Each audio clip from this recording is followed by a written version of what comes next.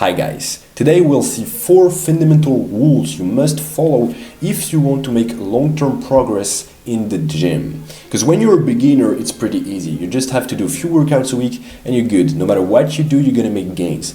But then, with months, with years of experience, it starts to get a bit harder. So let's get straight into it. The first rule you must follow to make long-term progress is to do everything to avoid injuries.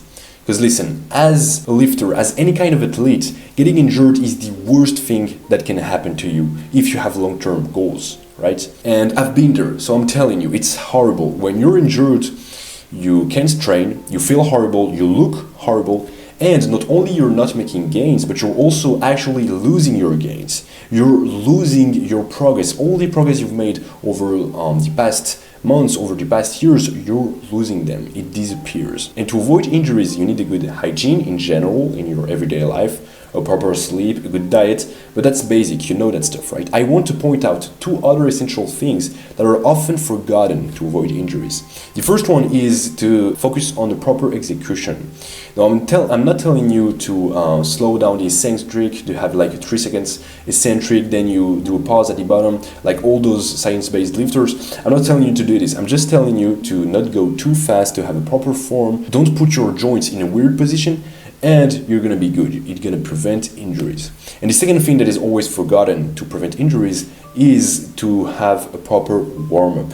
Alright? The warm-up makes you perform at your best. You need to warm up if you want to lift heavy weights. It prepares your body, but also it prevents injuries. Right? It makes sense that if you're doing a set of bench press at 225, you're not going to start at 225. Right?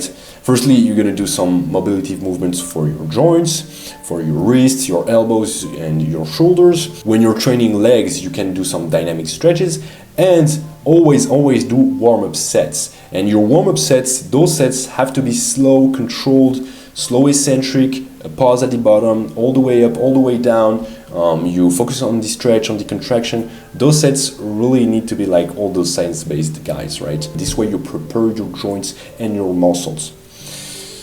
So always do everything that's possible to avoid injuries. That was the first rule. The second rule to make long-term progress is to stick to a plan. Because training based off feel can make it when you're a beginner, maybe. But then, with experience, when you're an advanced lifter, it's not gonna make it. So you need to stick to a plan, because when you're an advanced, the only way to keep making progress is because you apply progressive overload, right?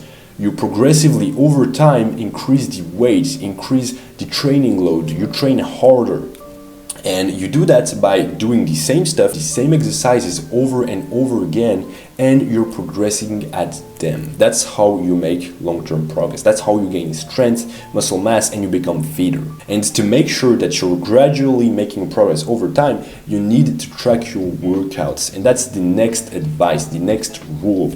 Track your progress. Now, I'm not telling you to be too neurotic and to write all your rest periods and all that stuff, but just make sure that over time you're increasing the weights, or you're making more reps at the same weight than the last week, than the previous workout, and that's the only way you're gonna make progress over time. And the last rule is to do stuff you like. You have to use a rep range you like, a split you like, exercise selection also, you have to like it. Because for example, if you're doing a push-pull legs just because someone told you to do push-pull legs, it's not gonna make it, right? You're not gonna enjoy it. Just do stuff you like, because we're often blinded. We're often thinking only about what's optimal. Oh, it's more optimal to do that exercise than this one. But we forget that we also have to like it. You have to enjoy the gym, to enjoy working out. So do stuff you like. Choose exercises you like, a split you like, rep range you like, and everything. Now, if this video helped at least just one person to make progress over time, just one person, it would be great. If you enjoyed this video, you can leave a like, subscribe to my channel as well, click the bell button, and I'll see you next time.